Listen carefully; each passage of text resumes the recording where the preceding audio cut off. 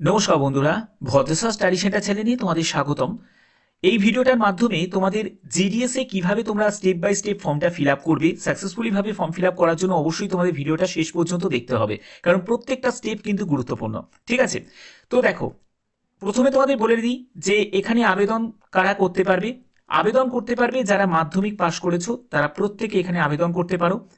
আবেদন করার জন্য তোমার যে পার্সেন্টেজ অফ মার্কসই থাকুক না কেন, প্রত্যেকে আবেদন করতে পারবে, জাস্ট পাস করলেই আবেদন করতে পারবে। কিন্তু সিলেকশন করা হবে, সেটা হচ্ছে মাধ্যমিকে যার ভালো নাম্বার আছে তারাই কিন্তু সিলেকশন পাবে। এবং তোমার এখানে যারা জেনারেল প্রার্থী তারা 18 থেকে 40 বছর বয়স হতে হবে, এবং এসসি এসটিরা 18 থেকে 45 বছর, ওবিসিরা 18 থেকে 43 বছর, এবং যারা পিডাব্লিউবিডি ক্যাটাগরি থেকে তাদেরও কিন্তু বিভিন্ন রকমভাবে এজ রিল্যাক্সেশন আছে। তো চলো আবেদন করার মূল যে প্রসেসে সেখানে চলে যাচ্ছি। তো আবেদন করার জন্য তোমাদের এখানে একটি রেজিস্ট্রেশন বলে অপশন দেখতে পাবে, এখানে রেজিস্ট্রেশন করতে হবে।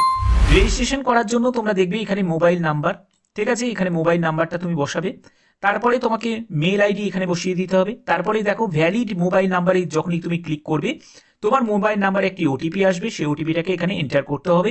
তারপরে ভ্যালিড মেল আইডি যখন তুমি বসাবে, তারপরে ভ্যালিড মেল আইডিতে যখন তুমি ক্লিক করবে, সেখানে তোমার মেল আইডিতে একটা ওটিপি আসবে, সেই ওটিপিটাকে ইনপুট করতে হবে। হয়ে গেল। এরপরে হচ্ছে যে আবেদনকারী তার নাম এই এখানে তোমাদের এখানে টাইপ করে দিতে হবে। তারপরে হচ্ছে ফাদার বা মাদার্স নেম তোমাকে এখানে দিতে হবে। তারপরে তোমাকে ডেট অফ বার্থ দিতে হবে। জেন্ডার সিলেক্ট করতে হবে, মেল না ফিমেল বা ট্রান্সজেন্ডার সেটা তোমাকে সিলেক্ট করতে হবে। এরপরে হচ্ছে তোমার কমিউনিটি কি, তুমি ইউআর থেকে না ইডাব্লিউএস থেকে না ওবিসি এসসি এসটি কোন ক্যাটাগরি থেকে বিলং করছো সেটা তুমি সিলেক্ট করবে। এবার তোমার সার্কেল, যে সার্কেল থেকে তুমি মাধ্যমিক পাস করেছো সেই সার্কেলটা তোমাকে সিলেক্ট করতে হবে। যদি ওয়েস্ট বেঙ্গল সার্কেল থেকে হয়ে থাকে তাহলে ওয়েস্ট বেঙ্গল সিলেক্ট করবে। আচ্ছা, কোন ইয়ারে তুমি মাধ্যমিক পাস করেছো সেই ইয়ারটা তোমাকে এখানে সিলেক্ট করতে হবে, এবং এখানে একটি তোমরা ক্যাপচা কোড টেক্সট তোমরা দেখতে পাচ্ছ, এটাকে তোমাকে এন্টার করে দিতে হবে, করে সাবমিট করতে হবে। ওকে, তো এটা করার পরে, তো দেখো, এটা যখন তুমি করবে, এটা করার পরে বলছে যে please continue filling your details below, অর্থাৎ তারপরে কিন্তু এই ইন্টারফেসটা চলে আসবে। যখনই তুমি সাবমিট করবে তারপরের ইন্টারফেসটা কিন্তু এটা আসবে। ওকে, তো এখানে কি চাইছে, এখানে চাইছে আধার নাম্বার তোমাকে বসাতে হবে। দেখো আধার নাম্বারে কিন্তু রেড স্টার নেই, যদি আধার নাম্বার না থাকে তাহলেও কিন্তু হয়ে যাবে। তবে যদি আধার নাম্বার তোমার থাকে তাহলে তোমাদের অবশ্যই কিন্তু আধার কার্ডের যে নাম্বারটা এখানে এন্টার করে দেবে। এরপরে তো হচ্ছে পার্সন উইথ ডিসাবিলিটি, অর্থাৎ যারা পিডাব্লিউবিডি ক্যাটাগরি থেকে যদি হয়ে থাকো তাহলে ইয়েস করবে, আদারওয়াইজ তুমি এখানে নো করে দেবে। ঠিক আছে, এরপরে দেখো তোমাদের বলছে language studied in secondary school, অর্থাৎ মাধ্যমিকে তোমার ল্যাঙ্গুয়েজ কি ছিল সেটা তোমাকে এখানে সিলেক্ট করতে হবে। যদি বেঙ্গলি থাকে তাহলে বেঙ্গলি সিলেক্ট করবে। ঠিক আছে, এরপর বলছে ওয়েদার এমপ্লয়েড, তুমি কি এমপ্লয়েড, যদি ইয়েস হও তো ইয়েস করবে, না হলে তুমি নো করে দেবে। এরপরে হচ্ছে যদি তোমার এনওসি অ্যাভেলেবেল থাকে তাহলে তুমি এনওসি দেবে, তো এই জায়গাটা তোমাদের কোনো প্রয়োজন নেই। তারপরে হচ্ছে আপলোড ফটো, দেখতেই পাচ্ছ এখানে সাইজগুলো দেওয়া আছে, 50 কেবির মধ্যে হতে হবে, এবং তোমাকে সিগনেচার আপলোড করতে হবে যেটা 20 কেবির মধ্যে হতে হবে। এগুলো করার পরে তোমাকে সাবমিট করতে হবে। এটা হলো তোমার রেজিস্ট্রেশনের প্রাথমিক প্রসেস তোমাদের কমপ্লিট হয়ে গেল। ঠিক আছে, তো এগুলো তুমি ভরিয়ে নাও, তারপরে তোমাদের সাবমিট করবে। সাবমিট করার পরের স্টেপটা কি থাকছে সেটার জন্য ওয়েট করো। তো তোমরা দেখতে পাচ্ছ যে এখানে আমি আধার নাম্বার দিয়ে দিয়েছি, ফটো সিগনেচার এগুলো আপলোড করে নিয়েছি। এগুলো করার পরে তোমাকে কি করতে হবে, সাবমিট অপশনে ক্লিক করতে হবে। সাবমিট অপশনে ক্লিক করার পরে তোমাদের সম্পূর্ণ ডিটেলসটা কিন্তু চলে আসবে, যেগুলো একবার ভালো করে চেক করে নেবে। যদি কোনো জায়গায় মনে হয় যে ভুলভাল করে ফেলেছো তাহলে ক্যান্সেল করে তোমরা আবার সেটাকে সংশোধন করে নিতে পারো। এগুলো হয়ে গেল। হওয়ার পরে তোমাদের এখানে দেখতে পাবে আই হেয়ার বাই ডিক্লেয়ার্ড বলে একটা অপশন তোমরা দেখতে পাবে, সেখানে চেকবক্সে ক্লিক করবে এবং তোমরা সাবমিট করে দেবে। তো সাবমিট করার পরে তোমাদের এরকমই একটা জায়গা চলে আসবে যেখানে বলছে dear candidate your registration has been completed successfully, your registration number, তোমাদের এখানে একটি রেজিস্ট্রেশন নাম্বার দেখাবে, এবং কন্টিনিউ টু অ্যাপ্লাই, আমি কন্টিনিউ টু অ্যাপ্লাই তো কি ক্লিক করে দেবো। কন্টিনিউ টু অ্যাপ্লাইতে ক্লিক করার পরে তোমরা দেখবে রেজিস্ট্রেশন নাম্বারটা এখানে কিন্তু চলে এসছে। তো রেজিস্ট্রেশন নাম্বারের পরে এবার তোমাকে সার্কেল চুজ করতে হবে, তুমি কোন সার্কেলে অ্যাপ্লাই করছো। তো আমি ওয়েস্ট বেঙ্গল সার্কেল চুজ করছি, তুমি তোমার পছন্দ মতো সার্কেল কিন্তু চুজ করে নেবে। এরপরে সাবমিট অপশনে ক্লিক করতে হবে। সাবমিট অপশনে ক্লিক করার পরে তোমরা এখানে এরকম দেখতে পাবে যে এখানে ভেরিফিকেশন ডিটেলস, ভেরিফিকেশন ডিটেলসে কি করতে হবে, তুমি যে সার্কেলে তুমি অ্যাপ্লাই করেছো সেই সার্কেলটা দেখাবে, এবং তোমাকে এখানে ওটিপিটা এন্টার করতে হবে। তো ওটিপি দেখবে তোমার এখানে এসএমএস ওটিপি চলে এসছে, তো সেই ওটিপিটাকে তোমাকে এন্টার করে দিতে হবে। তো আমি ওটিপিটাকে এন্টার করছি।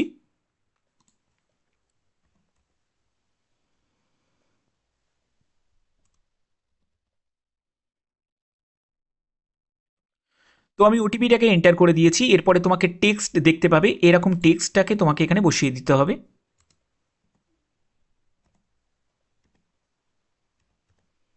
তো এগুলো সম্পূর্ণ বসিয়ে দেওয়া হয়েছে। তারপরে এখানে নেক্সট অপশানে ক্লিক করতে হবে।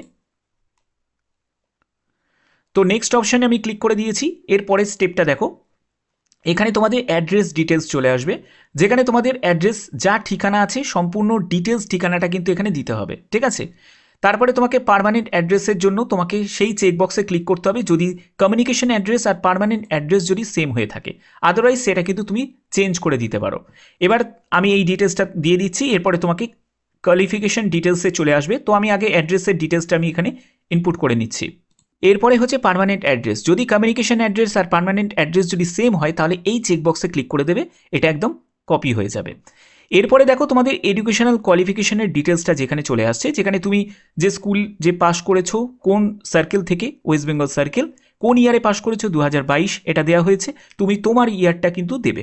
এরপরে হচ্ছে তোমাদের এখানে বলছে যে সিলেক্ট বোর্ড, এখানে বোর্ড সিলেক্ট করতে হবে। এখানে তুমি দেখতে পাবে লম্বা বোর্ড সিলেক্ট করার কিন্তু অপশান তুমি দেখতে পাবে, ভালো করে চেক করে নেবে তোমার বোর্ড কোনটা।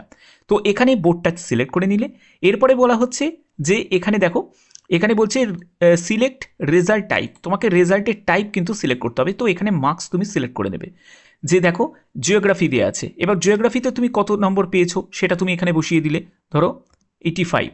তো এখানে তোমাদের সাবজেক্ট দিতে হবে, ফার্স্ট ল্যাঙ্গুয়েজে তুমি দিয়ে দিলে, ফার্স্ট ল্যাঙ্গুয়েজে বেঙ্গলি ছিল, তো বেঙ্গলিতে তুমি কত পেয়েছো, বেঙ্গলিতে তুমি মার্কসটা বসিয়ে দিলে, ঠিক আছে।